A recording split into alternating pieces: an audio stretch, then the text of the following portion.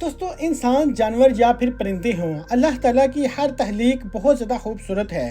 دنیا میں اس وقت ایسے کئی جانور موجود ہیں جو مختلف جانوروں کے کراس سے بنتے ہیں، جیسا کہ لائگر ایک ایسا جانور ہے جو میل لائن اور فیمیل ٹائگر کے کراس سے بنتا ہے۔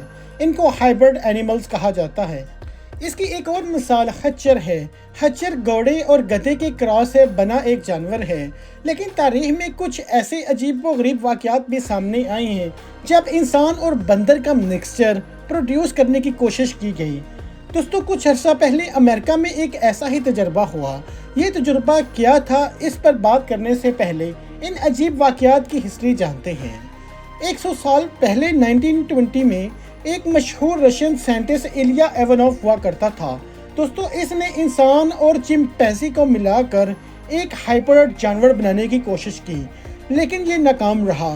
اسی طرح تاریخ میں ہمیں ایک عجیب چمپینزی بھی ملتا ہے، اس کا نام اولیور تھا۔ یہ چمپینزی 1957 میں پیدا ہوا تھا اور 2012 میں مرا تھا۔ اس کی عجیب بات یہ تھی، یہ چمپینزی انسانوں کی طرح بیہیو کرتا تھا۔ اس کے چہرے کے ایکسپریشن، اس کا چلنا پھرنا، ہر چیز، یہاں تک کہ 1970s میں مشہور ہو گیا کہ اولیور ایک ہیومینزی ہے، یعنی آدھا انسان آدھا چمپینزی۔ دوستو ظاہر سی بات ہے یہ صحیح نہیں تھا۔ دراصل اولیور میں کچھ پیدائشی ڈیفارمیٹیز تھیں جن کی وجہ سے یہ کسی عام چمپینزی سے ہٹ کر تھا۔ دوستو تقریباً 1.5 سال پہلے امریکہ میں ایک عجیب تجربہ ہوا جس میں سائنٹسٹ نے انسانی سیلز ایک بندر کے ایمبریو میں انجیکٹ کیے۔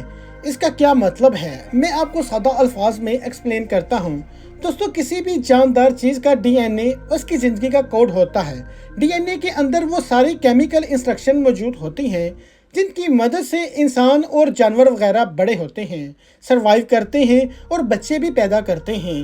آپ سوچیں کہ اگر انسان کا ڈی این اے کسی بندر کے ڈی این اے کے ساتھ مکس کر دیا جائے، یہی سائنٹسٹ نے کرنے کی کوشش کی ہے۔ امریکہ کے ساک انسٹیٹیوٹ میں یہی تجربہ کیا گیا تھا۔ اس کا آئیڈیا پروفیسر جان کارڈس نے دیا تھا۔ یہ تجربہ امریکن اور چائنیز سائنٹسٹ نے مل کر کیا ہے۔ ان لوگوں نے انسانی سیل کو ایک بندر کے ایمبریو میں انجیکٹ کر دیا۔ دوستو ایمبریو کا مطلب انسان یا جانور کا وہ بچہ ہوتا ہے جو ابھی پیدا نہیں ہوا اور ماں کے پیٹ میں ہی گرو کر رہا ہے۔ سائنٹسٹ نے ایک بندر کے اندر موجود اسی ایمبریو کے اندر انسانی سیلز انجیکٹ کر دیے، جس کے بعد سائنٹسٹ نے اگلے 20 دن تک اس ایمبریو پر نظر رکھی کہ اب کیا ہوگا، لیکن انہوں نے 20 دن کے بعد ہی اس کو ختم کر دیا۔ دوستو سائنٹسٹ نے انسان اور بندر کے اس عجیب مکسچر کو ختم تو کر دیا، لیکن اس کے بعد دنیا بھر میں سوال اٹھائے جانے شروع ہو گئے۔ دوسرے سائنٹسٹ کا کہنا تھا یہ بے حد خطرناک ہے، کل کو کوئی بھی اس تجربے کو آگے لے کے جا سکتا ہے۔ ہمیں نہیں پتا کہ بندر اور انسانی ڈی این اے کو ملانے سے کیا چیز سامنے آئے گی اور ہمیں اس چیز کو سنبھالنا کیسے ہوگا۔ کیا ہم اس کو ایک بندر کی طرح ٹریٹ کریں گے یا ایک انسان کی طرح؟ سائنس کے نام پر یہ ایک ان ایتھیکل تجربہ ہے۔ When we create an organism that is a mix between a human and a monkey, we're really not sure at all what sort of organism we have created. I mean, is it a human? Is it a monkey? Is it something in between? And that raises ethical issues because we don't know how we should treat these creatures ethically.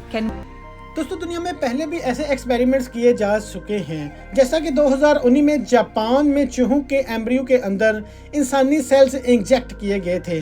اس سے پہلے Japan میں اس پر پابندی تھی، لیکن 2019 میں یہ پابندی ہٹا دی گئی تھی۔ یہ تجربہ کوئی چوہا نما انسان بنانے کے لیے نہیں تھا، بلکہ جاپانی سائنٹسٹ کا پلان یہ تھا، یہ ایسے جانور بنائیں گے جن میں انسانی آرگن ہوں۔ ان آرگن کو بعد میں انسانوں کے جسم میں ٹرانسپلانٹ کیا جانا تھا، یعنی میڈیکل سائنس کے لیے تھا۔ دراصل ایسے تجربے انتہائی خطرناک ثابت ہو سکتے ہیں۔ دنیا میں اب اس بات پر بحث ہو رہی ہے اور لوگ ایسے ایکسپیریمنٹس کی شدید مخالفت کر رہے ہیں۔ دوستو آپ کے مطابق ایسا ہونا چاہیے یا نہیں؟ اپنی رائے کمنٹ سیکشن میں ضرور دیجیے گا۔ اگر انفارمیشن پسند آئی ہو تو لائک بھی ضرور کیجیے گا۔ میں ملتا ہوں آپ کو ایک ایسے ہی انفارمیٹیو ویڈیو کے ساتھ، تب تک خدا حافظ۔